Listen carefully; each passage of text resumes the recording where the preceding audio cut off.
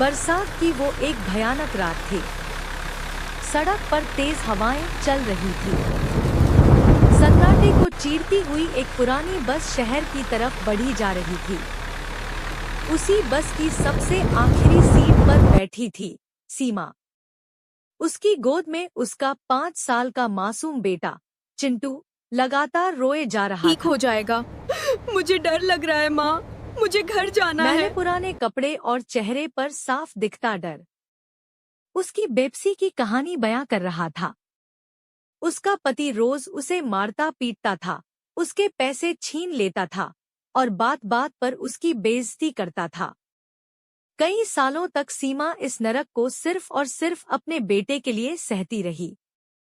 उस रात झगड़ा अपनी सारी हदें पार कर चुका था। तू और तेरा बेटा मुझ पर बोझ है।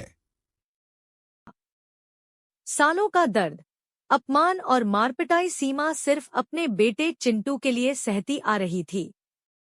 लेकिन उस रात उसके पति के शब्दों ने उसे अंदर तक तोड़ दिया। सीमा के मन में गहरा अंधेरा छाने लगा था।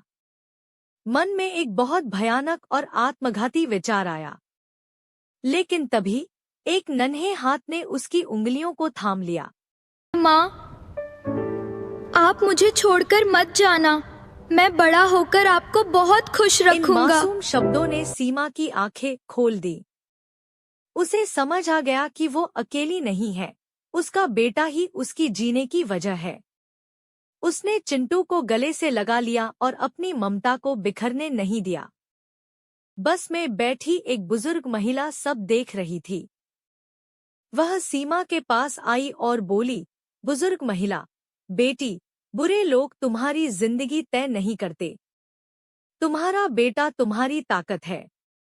उस महिला ने सीमा को एक महिला सहायता केंद्र का पता दिया।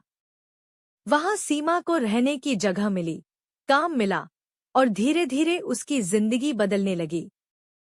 वक्त बदल चुका है। कई साल बीत गए हैं। माँ, उस रात आपने हार नहीं मानी। विपरीत हालातों के आगे घुटने नहीं टेके। इसलिए तो आज हमारी जिंदगी है। आज हम जहां भी हैं, सिर्फ आपकी वजह से हैं।